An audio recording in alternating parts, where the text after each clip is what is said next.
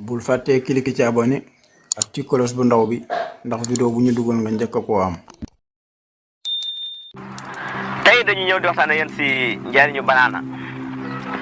defe naa ni Sénégal liy yokk jafe-jafe mooy ni ñuy lekke moo baaxul ndax tànk wàññiwuñu gras bi muy lu niin li wàññi xorom yi ak lekk yi ànd ak xorom suñu lekk wér du mën a am.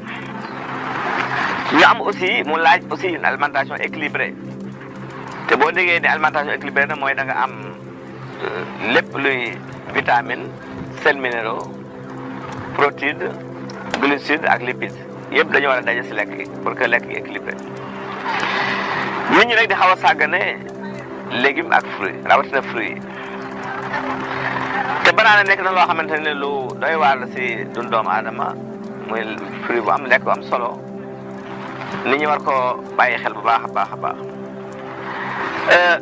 banaana dafa am li ñuy wax vitamine B6 muy lu am solo vitamine A vitamine B9 am vitamine C aussi am potassium am phosphore am fer.